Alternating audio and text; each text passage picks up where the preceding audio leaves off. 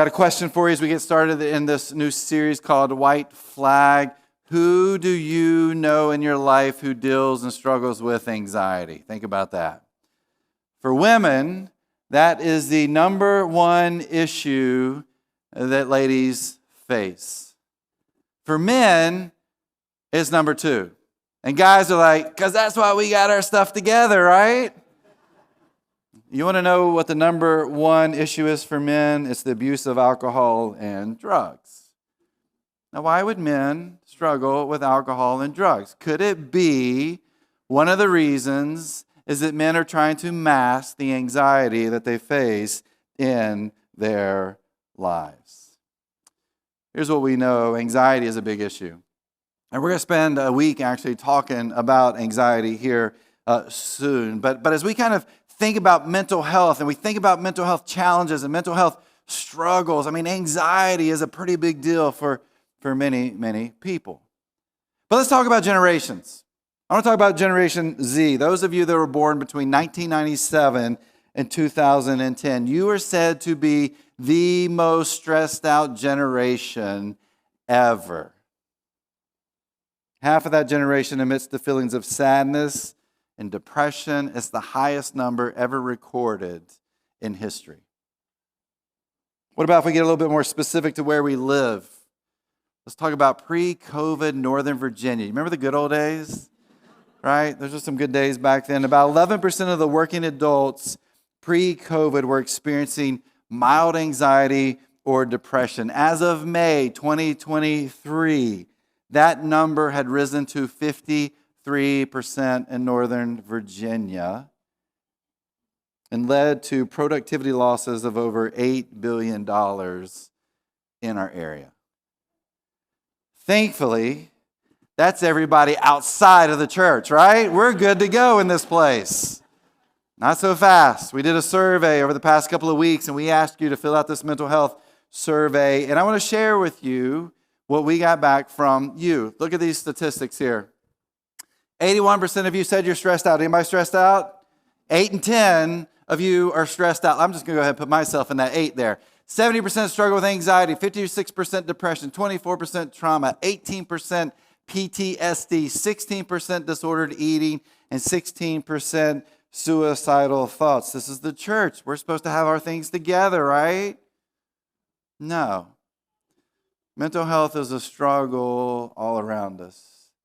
It is in every industry that you can imagine. We find it in our work world, we find it in our schools, we find it in our homes, and we find it here in the church. And so this is not a topic that we can just kind of sweep under the rug and act like it doesn't exist. Now, you may be sitting there right now and saying to yourself, but that's not me. I don't struggle with any of these things. I'm good. And you know what? God has blessed you. I mean that with everything I can tell you. That is amazing that you have not experienced those sort of things, but you know someone who has. And maybe it's someone who even lives in your home. All of us know someone, or we ourselves have mental health struggles. And so over the next 5 weeks, we're going to take some time to dive into this tough topic. And my prayer is as we go through these next 5 weeks, that for you and for me, that maybe we can find the healing that we need, the peace that we're searching for, or an incredible hope that comes through Christ and us taking healthy next steps in our life. Well, as we kind of think about that, we're going to kind of ask you to do something too. I'm going to ask you to be honest. Be honest with yourself. Be honest with others around you. Be honest with God. And as we go through the series, if there's something we talk about and it hits you and you're like, I need to get help for that, we're inviting you to commit to finding that help and healing that you need in your own life. And so I'm going to ask you to be, kind of put your mind in that place as we go through this series. Now, let me set a few expectations, a few thoughts, a few foundational pieces, maybe some ground rules as we start this series. Let me share these with you. Here's the first one. I'm not a trained counselor, and neither is our staff, okay? We don't have anybody on our staff that's a trained counselor. And so as we're talking through this, if there's something that hits you and you're like, man, I've got this big struggle and I need help with this. And if we tell you, hey, we want to direct you to a medical professional or professional counselor, don't take that as we're just trying to get rid of you, okay? We really do want you to get the help that you need. Now, that doesn't mean we can't sit down and have one conversation with you and kind of fill that out a little bit, but if it's pretty deep, we're going to send you to someone who can help you. Nobody on our staff is trained in that area, and so I just want to let you know that. Another thing I want to let you know is that the content of this series is coming from many different sources. This past week, I was talking to Joel, and I said, Joel, I think this is, well, I didn't say I think, I said, this is the hardest series that I've ever done in all my years of ministry. This is a tough, deep topic that we're going to be talking about and diving into. And Joel's like, yeah, I agree with you. So we've not just sat in a room together and said, hey, let's just kind of do our own thing. We've made sure that we've gone out and looked at research and read some material. We've done a lot of talk with counselors, professional counselors, about what we're going to be talking about over these next few weeks. Thankfully, there have been some churches that have actually gone through this topic in the recent past, and they've shared some of their work with us. And so this is coming from many different resources. It wasn't just something we kind of sat in a room and said, let's just make this up as we go. We want to do this well, and so we've done everything we can to make sure that happens. Something else that we have in store is that we're planning on having professional counselors here for the next 4 weeks. With our work with Safe Harbor Christian Counseling, we said, hey, we really think this is so important. Can you make that happen for us? And so after each service, over the next 4 weeks, not today, but the next 4 weeks, there will be a professional counselor here to answer any questions you may have. So if there's a topic we're talking about and you're like, man, that's something I'd like to know a little bit more about, we'll have a professional counselor you can talk to, and maybe just want information about counseling or information about a topic. We will connect you with them. They'll be probably outside underneath the tent. And so we want to make sure that there's someone here who can guide you as we go through these topics over the next 4 weeks. The other thing I want to say is parents, you're going to need to decide whether your kids should be in here or not. And I know some of you like to bring your kids in here. Totally fine with us. Some of these topics are going to go pretty heavy and deep. And so you as a parent are going to need to make a decision whether you're going to have them in this space. Usually we don't tell you the topic for the Sunday to come, because if it's like we're going to talk about generosity, we want you to say, we're going to talk about money. I'm not going to show up that week. So we keep that all secret. But for this series, we're going to make sure you know exactly what we're going to be talking about. In fact, here's what our order is in this series. May 12th, anxiety. Is there anything better to talk about on Mother's Day than anxiety? Right, moms? May 19th, we're going to talk about grief. May 26th, depression. And then June 2nd, we're going to talk about trauma. And so if you have children, you need to make a decision whether you want them to be in here or not. Some of this is going to be PG-13-ish, okay? Let me add this in. If you have kids, we have asked Journey Kids to do everything possible to make room for kids downstairs over the next 4 weeks. That means pushing some limits in rooms, and they're willing to do that. We're just going to do that for this series because it's so important. We want to make enough room up here, enough space for adults to come, or even teenagers, or maybe you've got some older elementary age kids who need to hear some of this, to be in this space. But the best thing you can probably do over those next 4 weeks is, if you don't feel comfortable with your kids hearing some of this stuff, to put them down in Journey Kids. Here's what this also means. If you serve in Journey Kids, do not call out for the next 4 weeks, all right? Like we tell our kids, unless your head falls off your body, you need to show up. But I would add this too. If you work in Journey Kids and you have a heart for what we're getting ready to talk through, would you go down there today and tell them, like, hey, I will do whatever it takes to make sure that kids have a space to come to with enough volunteers over these next 4 weeks. Look, we put our stuff on our app. It's on YouTube. You can watch it and listen to it throughout the week. But if you could do that and jump in as needed, that would be huge. But just want to throw that out there for parents. And the last thing I would say is invite somebody to be a part of this series. Today we're just going to do an introduction to it, but over the next 4 weeks, you saw those topics. We're going to talk through. You know people who are dealing with some of those mental health challenges in their own life. Invite them to come and to be a part of this. And we're praying that God moves in incredible ways in this series. Now, as we begin, you probably are thinking or asking yourself, well, what is mental health? Because that's kind of a broad phrase that it includes so much. It includes things that we are diagnosed with and things that we're not diagnosed with. It includes things that we can control and things that we can't control. It includes things that we've done to ourselves and includes things that have been done to us. These are all experiences that you and I have had in our lives. But what do those experiences do? Those experiences influence who we are today. Influences our behaviors, our emotions, our feelings, the way that we think. And if you think about all the experiences you have in your life, some of them are great and they influence us in amazing ways, but there are quite a few that aren't so great. And it's those things that begin to disrupt our lives.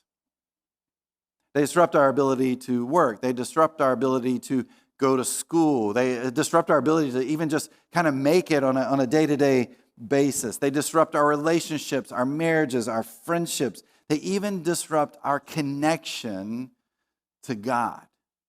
And so all of these experiences that we have, they influence us in some way. And so I would define mental health in this way. Mental health encompasses all the experiences in our lives and how those experiences influence who we are today.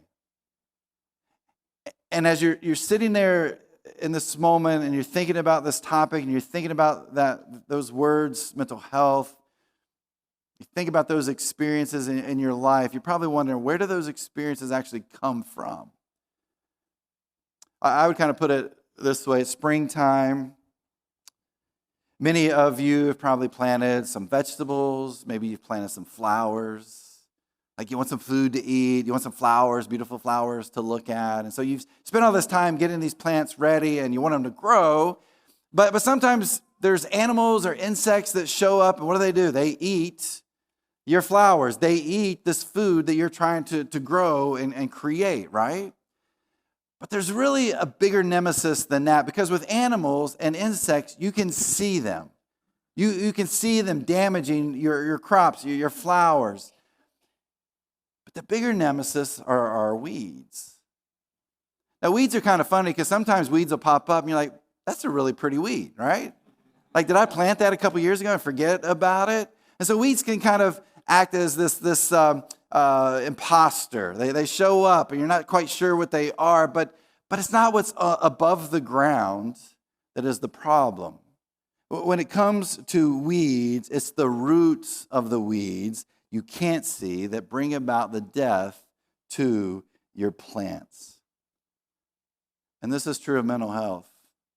When you think about mental health, when we look on the outside, I mean, we could look around this place today and, hey, it looks like everybody's doing really well and life is great and you're doing wonderful. But it's not the stuff on the outside that we see that's the struggle, is it? It's what's deep down inside of us. It's what's internal to us. That is where those weeds are.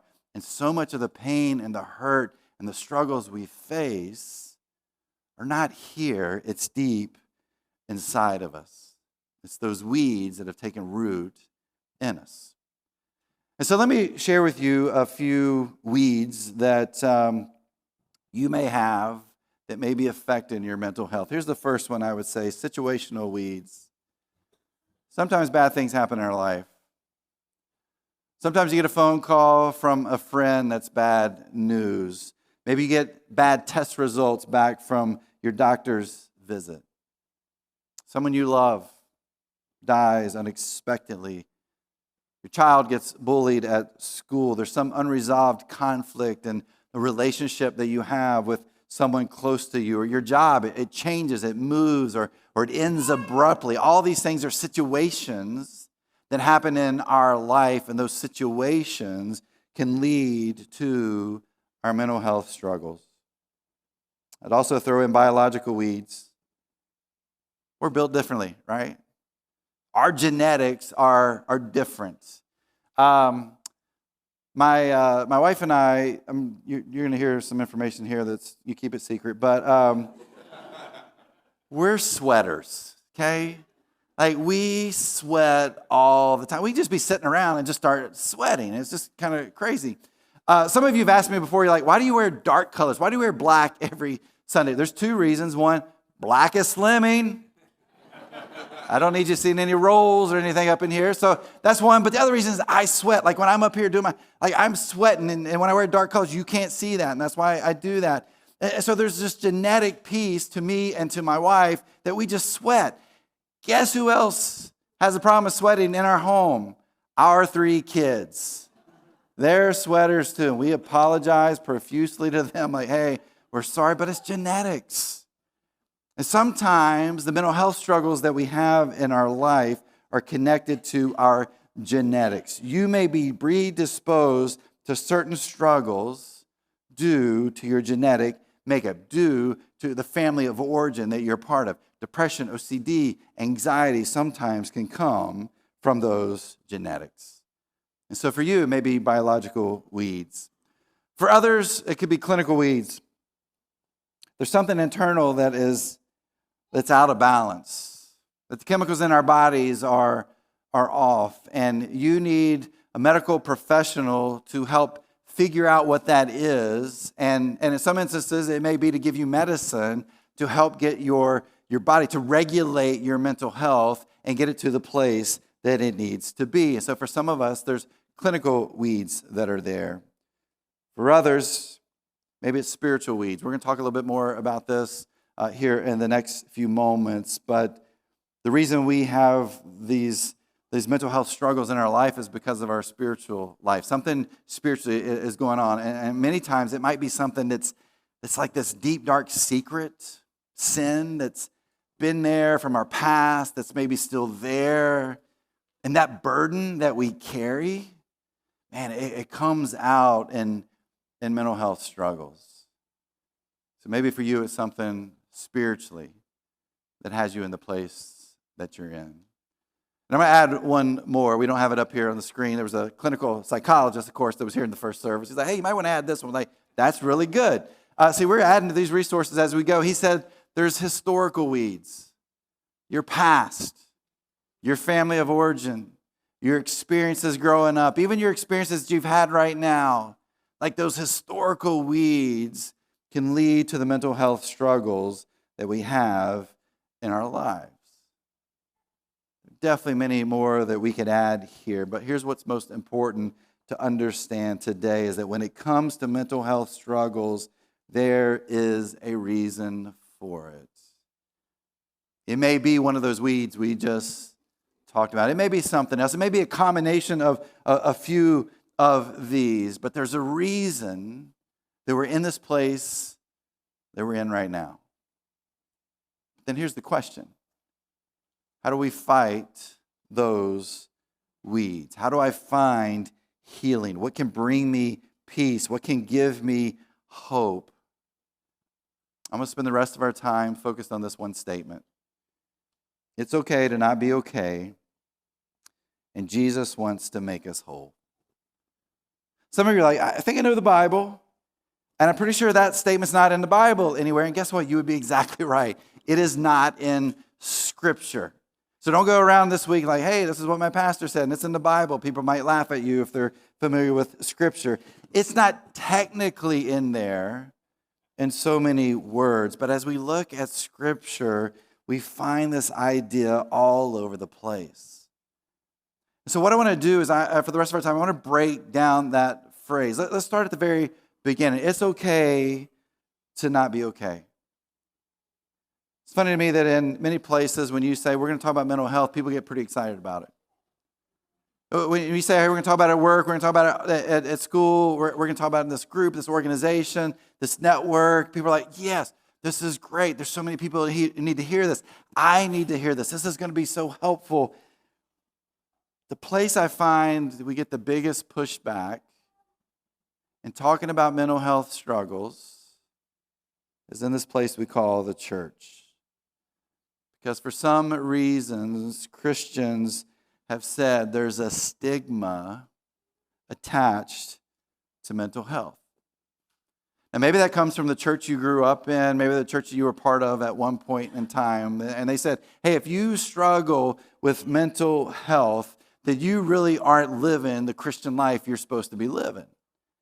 And then they'll even add into that, right? Here's the reason you're struggling with this. And you fill in the blank. You don't have enough faith. You don't pray enough. You don't give enough. You don't serve enough. You don't read the Bible enough. And I mean, that list could go on and on. There's this school of thought that for you, if you're a real Christian, right? You got to put real in front of that. If you're a real Christian, you wouldn't battle these things. Even this past week, a well-known Christian pastor and author said this out loud. He said, hey, if you deal with this, if you're struggling with this, it's because of the sin in your life, that it's nothing else but sin. In a place like this, when words like that come from a pastor or leaders in the church, it causes more hurt than it ever helps anyone. Because when you hear that in a place like this, man, it messes with you, right? Your view of mental health begins to change a little bit because you're sitting there, you're battling depression, you're battling grief, you're going through trauma and anxiety and worry, and yet the church is coming, it's like, hey, here's this expectation. This is the kind of life that you're supposed to be living, and if you're not living that and you're dealing with this, next thing you know, you have this incredible shame. So what do we do when that shame is present because of the church? We hide the pain, don't we? We hide those struggles. Sometimes we even leave the church, or we leave our faith because we don't feel like we can live up to what others have said needs to be true. It gets us to this place where we don't feel worthy. We don't feel worthy of others. We don't feel worthy of God. We don't feel worthy of ourselves. We'll try to deal with it on our own, which we know always makes it worse, doesn't it? Or like we talked about a little bit earlier, we'll find ways to mask this in our own life through the abuse of alcohol, drugs, how we use our body, those sort of things. And it's all because the church has made more of a mess than helping us find healing. Which makes no sense to me.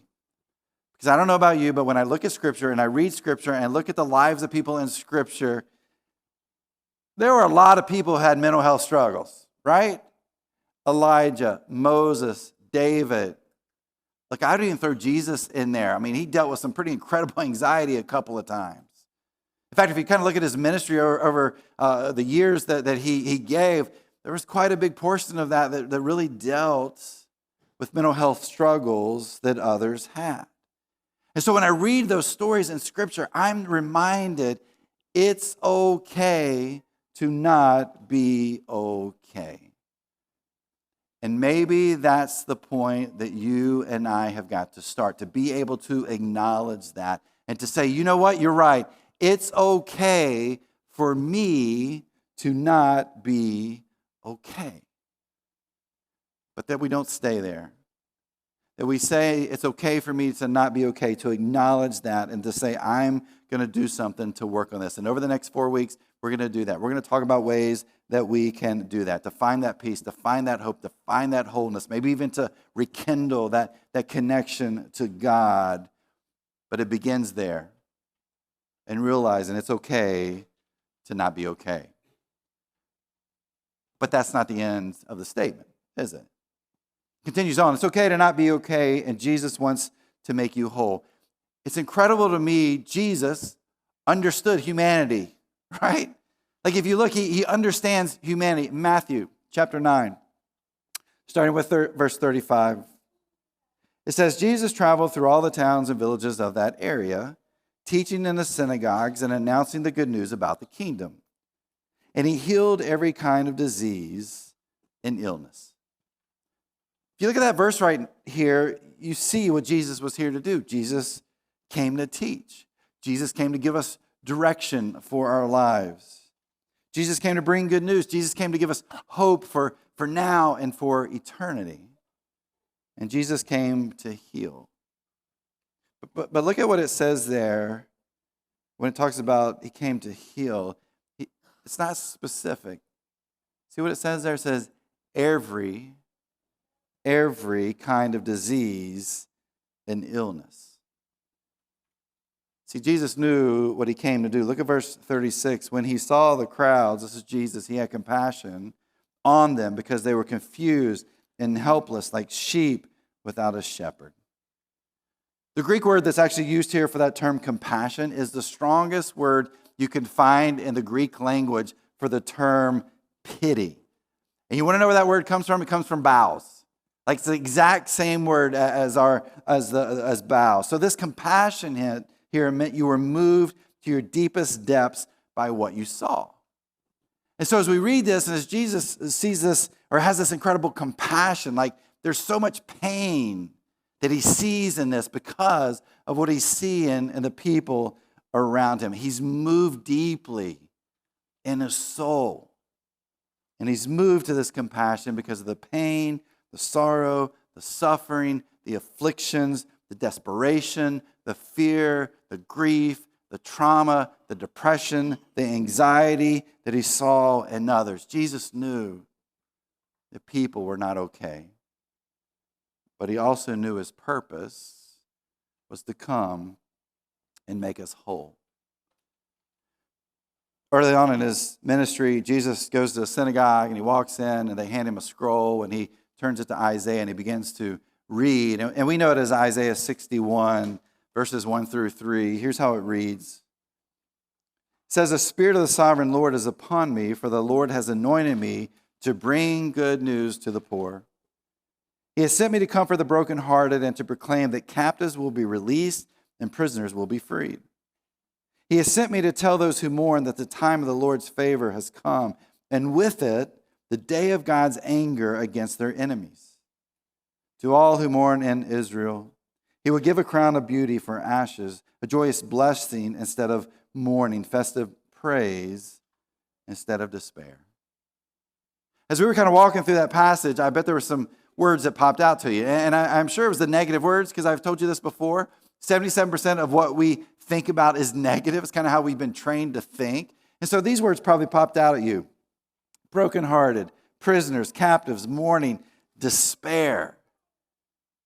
This is why Jesus has so much compassion for people.